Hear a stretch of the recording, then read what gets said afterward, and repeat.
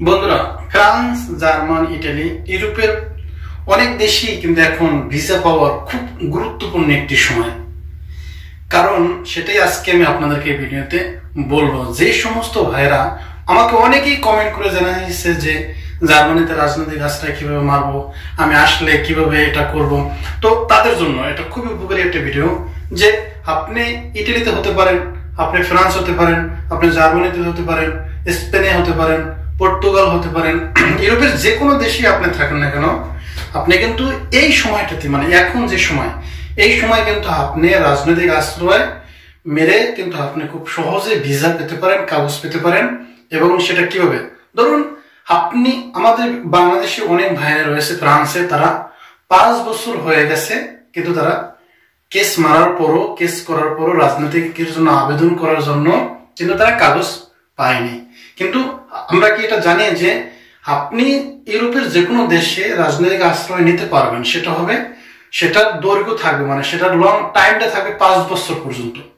5 বছর আপনি ইউরোপের অন্য কোথাও গিয়ে যদি আপনি আবার রাজনৈতিক আশ্রয় নেন, তাহলে কিন্তু আপনার ওইখানে যে আপনার রেকর্ড, আপনার ফিঙ্গারপ্রিন্ট, এটা চলে আসবে। ধরুন আপনি ইটালিতে রাজনৈতিক আশ্রয় নিয়েছেন 5 বছর আগে, কিন্তু আপনি কাগজ পাননি, কিন্তু আপনি এখন জার্মানিতে এসে কিন্তু আপনি রাজনৈতিক আশ্রয় নিয়ে কাগজ পেতে পারেন। অথবা আপনি জার্মানিতে 5 বছর আগে আপনি রাজনৈতিক আশ্রয় নিয়েছেন কিন্তু এখনো পর্যন্ত আপনি কাগজ পাননি, আপনি কিন্তু ফ্রান্সে গিয়ে আবার রাজনৈতিক আশ্রয় নিয়ে কাগজ পেতে পারেন, যদি এরকম হয়। অথবা কেউ যদি নতুন আসে, তারা এই টিপসটা কাজে লাগাতে পারে।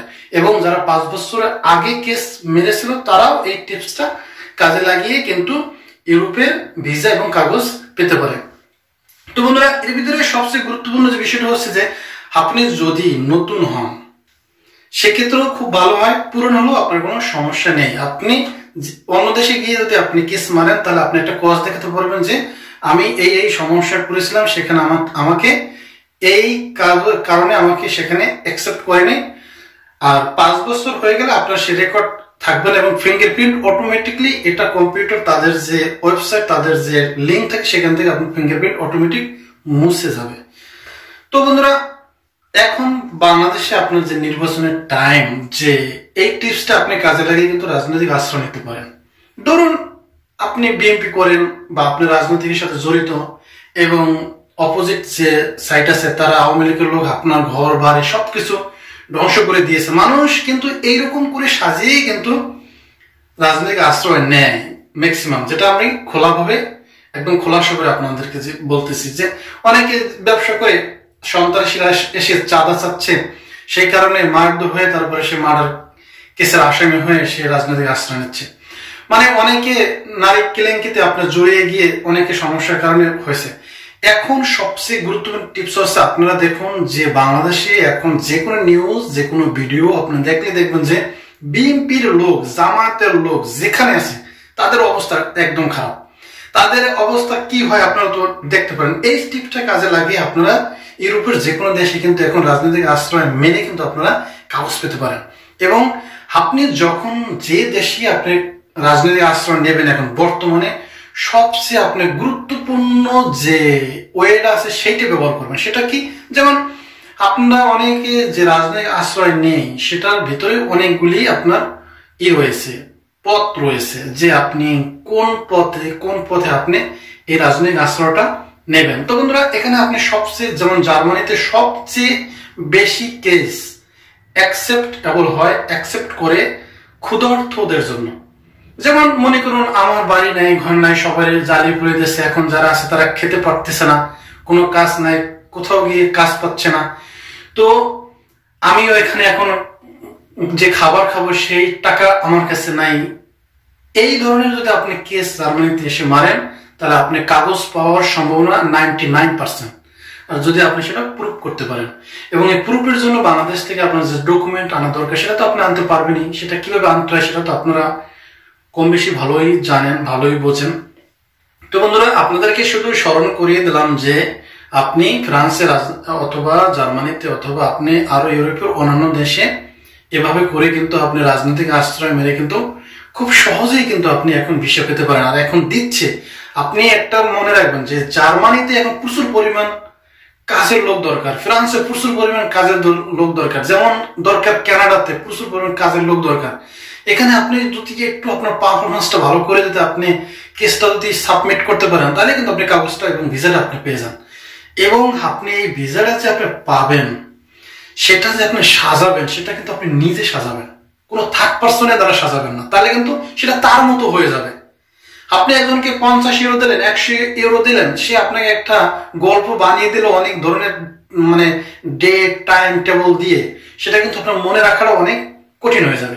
তো আপনার কেসটা আপনি সুন্দরভাবে লিখবেন, সাজাবেন সুন্দরভাবে, আপনার মানে একদম একটা মুভি, একটা ড্রামা যেভাবে আপনি আপনার মাথার ভিতরে যেমন সেভ করে রাখতে পারবেন, ওইভাবে আপনি রাখতে পারবেন। আপনাকে ওর ভিতর থেকে প্রশ্ন করবে কোন টাইমে কি হয়েছিল, কোন ডেটে কি হয়েছিল, এটা যদি আমি স্বপ্নে যদি সুন্দরভাবে যদি এটাকে অ্যান্সার করতে পারেন, তাদের উত্তর দিতে পারেন, তাহলে কিন্তু আপনি কেসটা পেয়ে যাবেন। একদম শিওর আপনি কেস পাবেনই যদি আপনি নিজেরটা, যদি আপনি নিজের কাজটা নিজে করেন। হ্যাঁ, আপনি অন্যজনের হেল্প নেবেন কিভাবে, সব ক্রেডিট থাকবে আপনার, সব ধরনের লাভবানের যে মনে রাখার যে বিষয়গুলি, মানে সব ধরনের যে সেন্টেন্সগুলি, যে বাক্যগুলি, এগুলি সব আপনারই সাজানো থাকবে।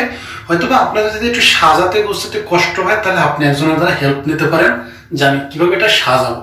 কিন্তু আপনি যেভাবেই তার কাছ থেকে হেল্প নেন বা আপনি যেভাবেই সাজান না কেন, কিন্তু আপনার যে হিস্ট্রিটা নিয়ে আপনি রাজনৈতিক আশ্রয়টা নেবেন, তার ভিতর থেকে কিন্তু আপনার ইন্টারভিউটা হবে।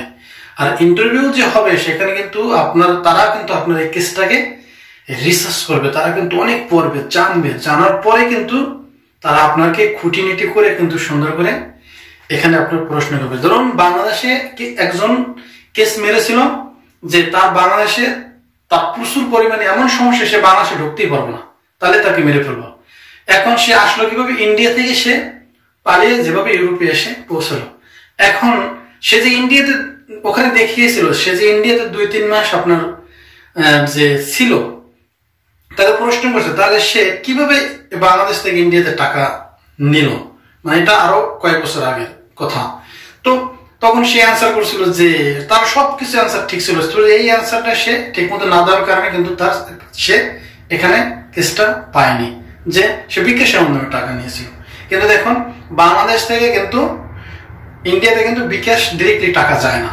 সে যদি একটু ঘুরিয়ে বলতো যে ব্যাংক অ্যাকাউন্টের মাধ্যমে টাকা নিয়েছিলাম, অথবা যে দালালরা ছিল ওই দালালদের বিকাশে টাকা সেন্ড করে দিয়েছি, দালাল আমাকে টাকা দিয়েছে, এইভাবে যদি একটু খোলসা করে বলতো, তাহলে কিন্তু সে কেস পেয়ে যেত। মানে এরকমের খুঁটিনাটি আপনি আপনার কেসের ভিতরে আপনার যে ধরনের উদ্দেশ্য থাকুক না কেন, সেটা আপনার কন্ট্রোলে থাকবে এবং আপনার মাথার ভিতরে এটা সেভ থাকবে যে যেখান থেকে আপনাকে প্রশ্ন করুক না কেন, আপনি সাথে সাথে যাতে অ্যান্সার দিতে পারেন।